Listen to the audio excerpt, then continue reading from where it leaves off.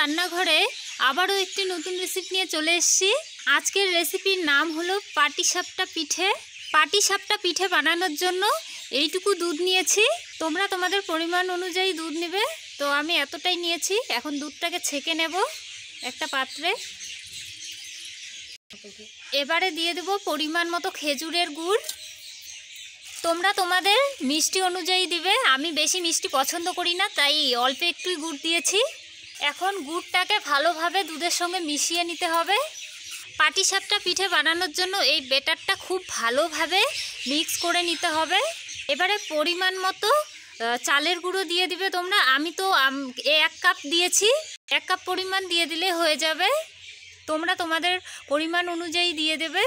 তোমরা চাইলে বন্ধুরা চিনি দিয়েও করতে পারো, তোমাদের যেটা পছন্দ। চিনি দিলে কালারটা ব্যাটারের সাদা ধবধবে থাকবে। গুড়টা দেওয়াতে কালারটা একটু ডিপ হচ্ছে, আর কালারটাও দেখতে খুব সুন্দর হয়েছে। কত সুন্দর টুকটুকে কালার হয়েছে। ব্যাটারটা একদম তৈরি হয়ে গেছে পিঠে বানানোর জন্য। ব্যাটারটা একদম তৈরি করে নেওয়া হয়ে গেছে। কালারটা দেখুন শুধু বন্ধুরা, কত সুন্দর কালার হয়েছে। এবারে ক্ষীর বানানোর জন্য কড়াই একটু দুধ ছেঁকে নেব। এইটুকু হলেই হয়ে যাবে। ক্ষীর বানানোর জন্য কড়া উনুনে বসিয়ে দিয়েছি। এবার উনুনটা ধরিয়ে দেব। উনুন ধরিয়ে নিয়েছি। ক্ষীর বানানোর জন্য এই চালের গুঁড়োটা লাগবে। তো আমি এই ছোট একটা বাটির পরিমাণ মতো নিয়েছি। তোমরা তোমাদের পরিমাণ অনুযায়ী নিবে। এবারে দিয়ে দেব স্বাদ মতো লবণ। লবণটা দেওয়া হয়ে গেলে এবারে পরিমাণ মতো জল দিয়ে গুলে নিতে হবে ব্যাটারটা। চামচ দিয়ে এভাবে মিক্স করে নিতে হবে।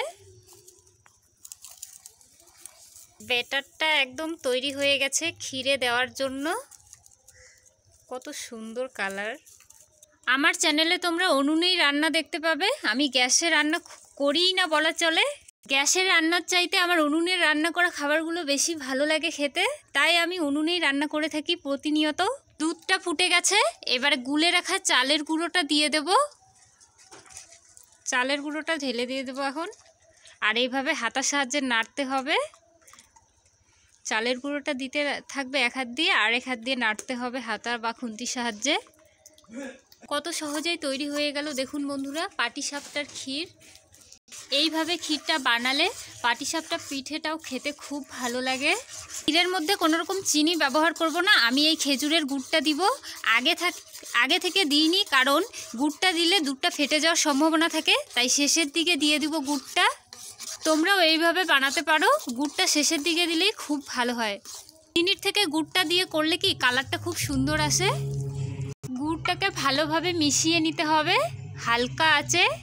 আঁচটা কিন্তু লো টু মিডিয়াম রাখতেই হবে। গুড়টা ভালোভাবে মিশে গেছে।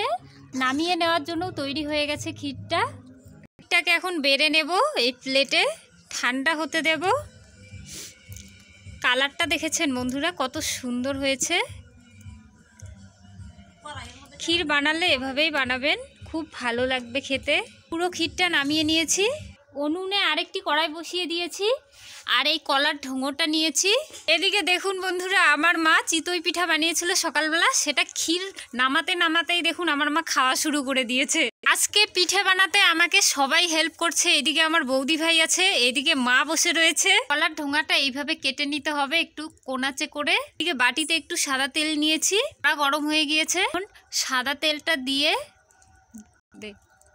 ঢোঙাটা দিয়ে এইভাবে নেড়ে দিতে হবে। পুরো কড়ায় ছড়িয়ে দিতে হবে তেলটা। এখন হাতা দিয়ে একটু একটু ব্যাটার নিতে হবে আর কড়ায় ছড়িয়ে দিতে হবে।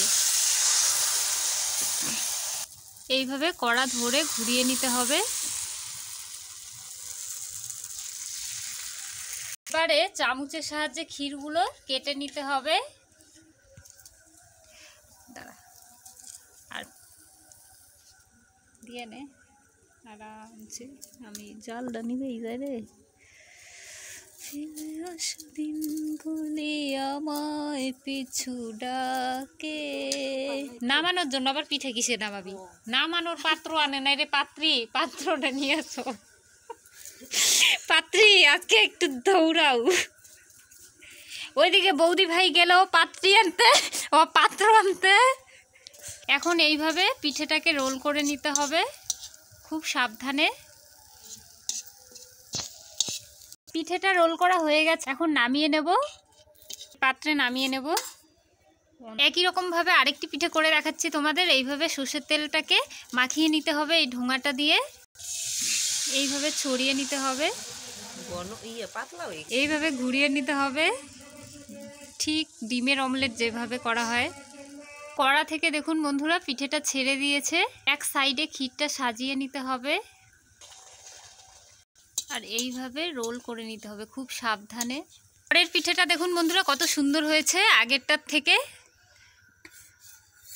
আগেরটার চাইতে পরেরটাই খুব সুন্দর হয়েছে। পরের পিঠেগুলো কত সুন্দর হয়েছে দেখুন বন্ধুরা, কত সুন্দর হয়েছে পিঠেগুলো। পরের পিঠেগুলো কত সুন্দর হয়েছে, পরের সবগুলো পিঠেই খুব সুন্দর হচ্ছে।